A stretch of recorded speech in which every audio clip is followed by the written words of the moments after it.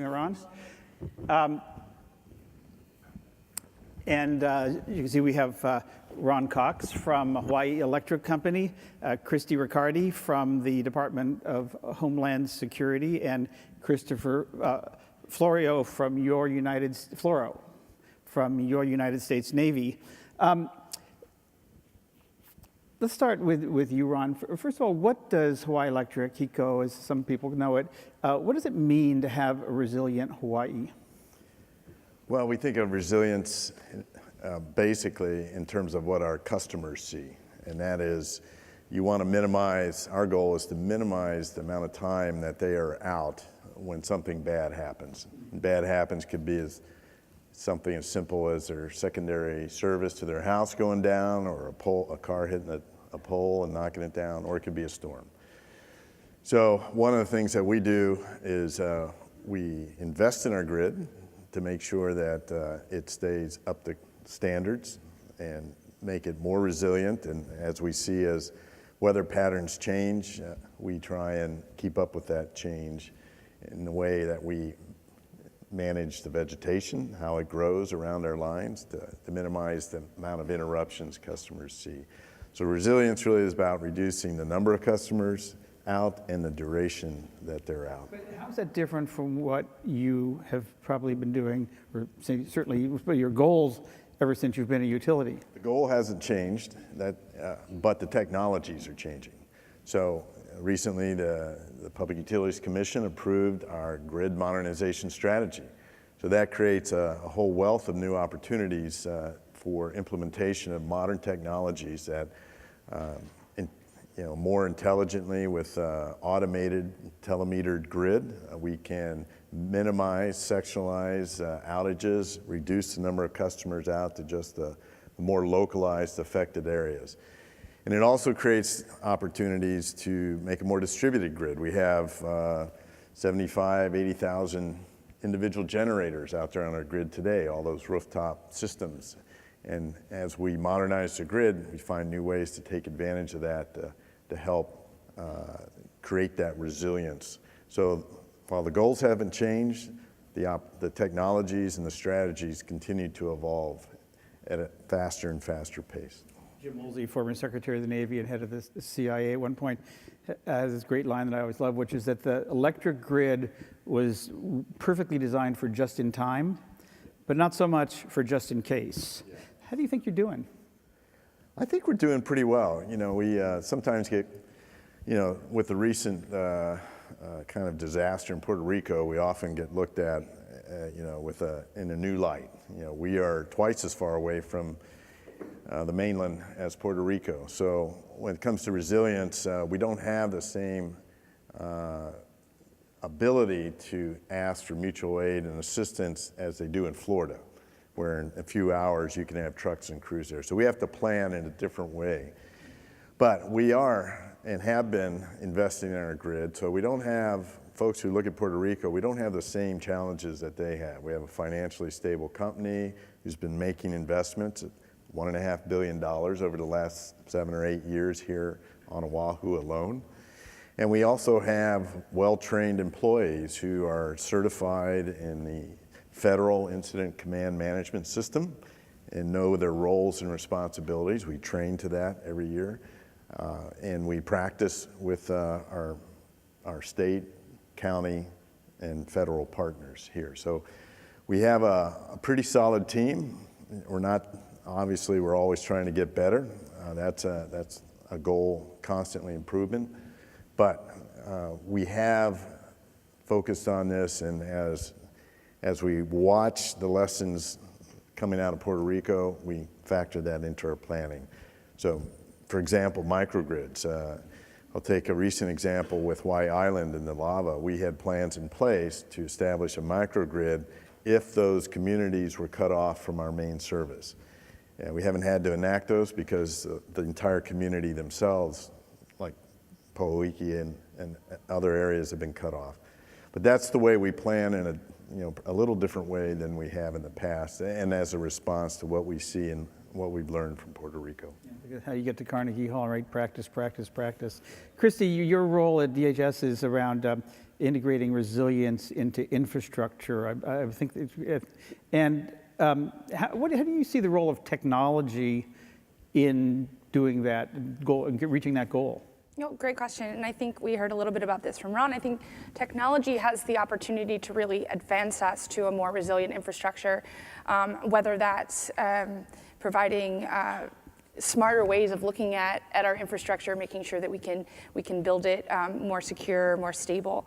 I think there's an interesting conversation about technology, and I'm the first person to my background in computer science. I love technology, and I think there's a huge place for it. I enjoyed the presentations this morning, but I think there's also a balance of being over-reliant on technology and making sure that as we introduce technology to making a more resilient energy infrastructure or the other infrastructures that rely on energy infrastructure, that we're also taking into account cybersecurity issues, backup systems, manual overrides, and those kind of things. So I think there's a ton of opportunity, and I think especially when you're looking at technology that might solve one part of an energy problem, such as efficiency, which we're talking a lot about today, has the potential to get us further in a resilient sort of way too, to give us that data, to give us those controls. But I think we also have to find that balance on where we rely too much on technology, or maybe we get too excited about the technology and we forget that there's some other things we need to be keeping in mind. So what might be the downside of over-relying on technology from a resilience perspective? Potentially not having backup plans that we're used to using, for example. So if we've gone years and years of relying on computer screens and switches and those kind of things, does our workforce know what to do when those computer screens go down? And they could be going down for a lot of different reasons. It could be because there's someone up to no good. It also could just be your run-of-the-mill. We've all gotten the blue screen of death. Your run-of-the-mill, technology glitches, and making sure that we have those systems in place to be able to keep the energy flowing in the case of energy infrastructure. And then other infrastructures, what are they going to do when they're without the energy, whether it was from a technology disruption or otherwise? What are their contingency plans? How are they going to be able to continue to operate their services? Or how are we going to be able to get them back online to restore those services, potentially in the dark? Literally. Ron mentioned that obviously that Hawaii is much further from the mainland than Puerto Rico is. Does that cause any challenges there from your perspective? Do you see that compounding the challenge? Yeah, because I think you have a unique aspect with the supply chain here, where there's a just-in-time, in many cases, a just-in-time supply. As Ron pointed out, quite a bit of distance to getting supplies in mainland. So relying on being able to put a bunch of poles on a ship, for example, may not be a 96-hour solution. We're going to need to look at other things. I think the other thing about the interdependencies on this island that are exacerbated by being so far from the mainland is the interdependencies among infrastructures that are going to need lifeline sectors, whether that's energy or water, to get them going again. And so you start to see a cascading impact. So if you have a disruption to the port, for example, is that going to impact how we're getting fuel in? And if so, is that going to impact how we're getting trucks to restoration sites? I think that all gets just a little bit more complicated when we can't put a bunch of things on a barge and get it here in a few hours like they could in other island areas. Well, that's when we call in the Navy, so let's do that right now. Christopher, first of all, I imagine that the Navy's definition of resilience may be somewhat different from Hawaii Electric's or lots of the others in the civilian side. Well, I wouldn't necessarily say that the definition is different, but in terms of how we apply our efforts to achieve resiliency might be a little bit different. Last year, the Navy implemented what we call the energy security framework. And there are three pillars to the energy security framework. There's reliability, resiliency, and efficiency.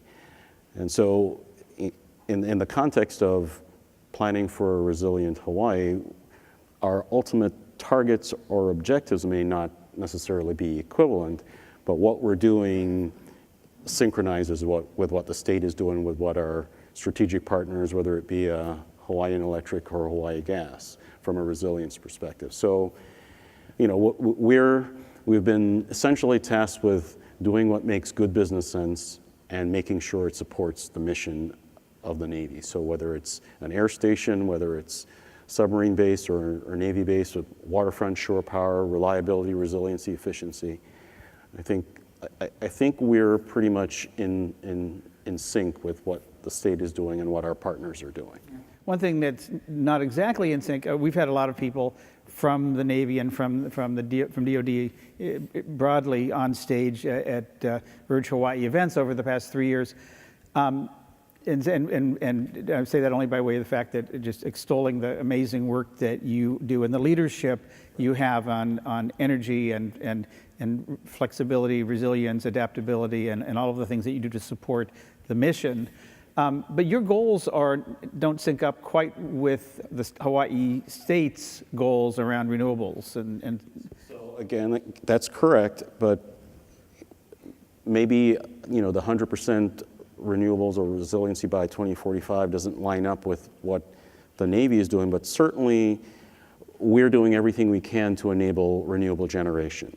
And when I mentioned the aspect of doing what makes good business sense, whether it's partnering with strategic partners for third-party financing to enable additional renewable generation, we're getting to 50% by 2020 from a renewable perspective.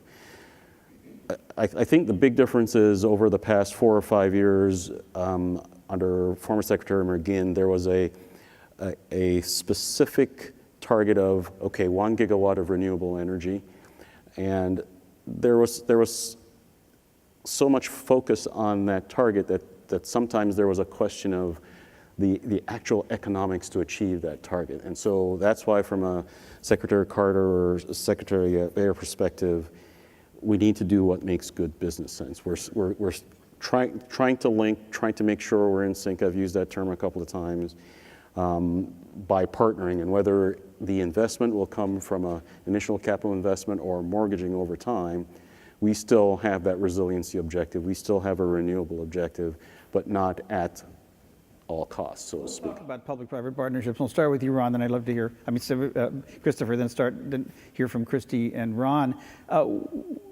It's become axiomatic to say that public-private partnerships are the only way we're going to get where we need to go. How is that working from each of your perspectives in terms of what's effective, what's not, and what would you like to ask of the private sector and you of the public sector to make things work better here in Hawaii? So we're doing that asking right now, and so before we were a little reluctant because of what might be perceived from the public's perspective in terms of putting our eggs in a particular basket without some sort of contractual relationship. But we're actually being encouraged from, whether it be a CNO perspective, CNO Richardson, to actively engage with the private sector, with consultants, with our utility service providers to try and investigate ways to get that mutual objective. So if the Navy can't come up with appropriated funds to be able to do that capital investment up front, what can we do to partner to get that third-party financing to help us with our energy conservation measures or resiliency targets? So before, where there was a reluctance, there is now added incentive for us to try and get those partnerships to help us achieve a resilience or a renewable goal. And so it's really a lot of it is about aligning incentives between the two. How is that working from your perspective, Christy? So I would say, you've heard me mention a few times interdependencies, and I think what I've seen here in Hawaii and certainly other places, but what's really seemed to resonate here is that in order to understand and have that context of how infrastructure is dependent on each other, and frankly the second, third, fourth node from maybe the obvious thing, we need to be sharing information. So where I see these public-private partnerships really taking hold and having an impact is facilitating how we can share that information and bring everyone's knowledge base of what we're talking about up. What kind of information And then what does it take to share it? Well, I mean, I think at a really basic level, it's understanding beyond my immediate connection, where am I getting my energy from, and where am I going to get it if something goes wrong? Who else is relying on me, and who else is relying on that? And I think when you start to even just have that understanding, and that's easy information to share, technically easy to share, but getting everyone into the room and talking about those things and kind of letting down, and you said this, kind of letting down the guard a little bit and kind of opening up that aperture, that's a safe conversation to have is one example. I think there's other examples of understanding from an island perspective. We talked earlier about a lot of infrastructure being on the coastline. So understanding where our vulnerabilities are at. When we look through scenarios, whether it be a lava situation or a water event or something like that, understanding and sharing that understanding of what those impacts might look like. And with that information, I think that informs planning decisions. I think that informs investment decisions, because we just have a much richer understanding. And I think I've seen a lot of progress here in Hawaii on really bringing those conversations to the table and inviting everybody. And I think it's working. I want to get into some questions in just a minute, but Ron, where do you see the public-private partnership working and not? Well, I think it's working, my view is it's working well here in Hawaii, especially with our federal military partners. Military has a very big presence here. We're all on an island, we're all in the same canoe in that sense, and so we need to work together. And we've had, you look at the Schofield project that's just come into service at the beginning of this month. That was a great partnership with the Army. We have the PV project, photovoltaic project, out on federal property, out in Westlock, that will be in service later this year or early next. Those are two concrete examples of where that partnership is working. And I view it as a partnership, although we have agreements and contracts, it's really agreeing on a common goal and then aligning the contract to help achieve that goal successfully. You make it sound easy, and I know it's not. So give us a little bit more of where you see some of the speed bumps. So I think a speed bump, if I could wave a magic wand and get all the federal contracting and lawyers to interpret the law the same way, that would help a lot for consistency as we reach out to whether it's the Air Force, or the Army or the Navy or Department of Homeland Security.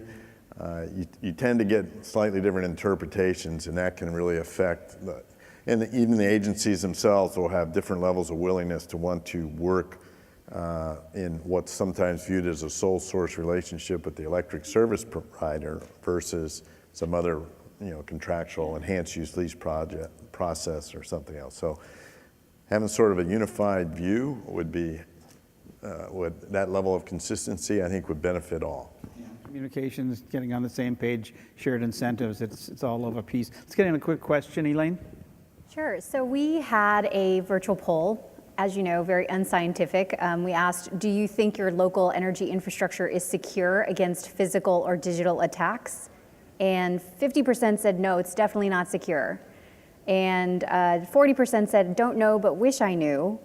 And 10% said, yes, I know it's a resilient system, or is at least becoming more resilient. So not a ton of confidence in the ability to have physically and digitally secure infrastructure at this point, although it seems that our audience is still very interested. So the question is, in this push for more digital, bi-directional infrastructure, how can energy consumers and more distributed energy producers be more vigilant against cybersecurity attacks, or is this even a concern yet?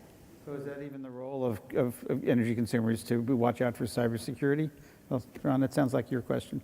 Well, I can speak for the electric company. We've invested a lot of time and effort in the physical security and the cybersecurity. And again, another example of partnerships, which I don't highlight a lot, but we've been partnering for years with the Department of Defense and Department of Homeland Security, doing actual tests and experiments on looking at potential vulnerabilities. So we have actually invested a lot of time in upgrading the security of key substations and power plants. So without going into details, I'll say that I feel pretty good about our posture here when it comes to security.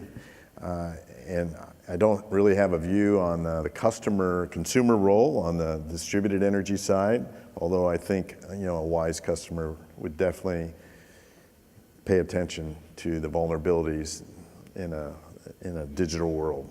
I'm only a little superstitious. I don't like you saying that. I feel really good about the security, but that's good. Let me ask a final question, because we're at time. Is when we come back here for Verge Hawaii 2020, how would you like the conversation to have progressed about resilience in Hawaii? Christopher? So I'll just dovetail into what we're just touched on regarding cybersecurity. Cybersecurity of our control systems, our utility control systems, whether SCADA, direct digital controls, utility control systems, or building control system.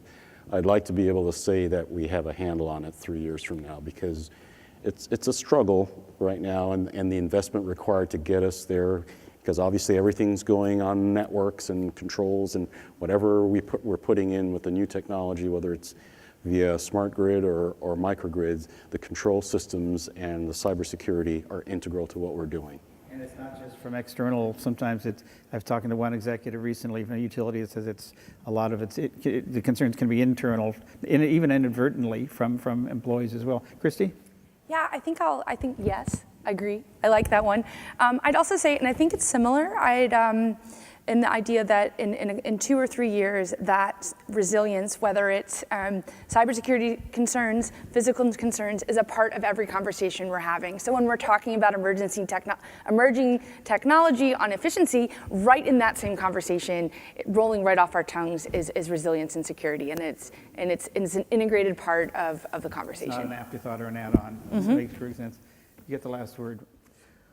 In 3 years from now, I would love to be able to say that we have a good consensus amongst our customers in our communities as to what they think resilience looks like and what they would be willing to accept in the way of perhaps infrastructure to help improve the resilience in their communities, whether that's PV, battery energy storage, small power plants of some sort in areas that are remote or power critical infrastructure. If we had sort of an external stakeholder agreement, that would be a real win. Great. 3 great goals. Please join me in thanking 3 great panelists.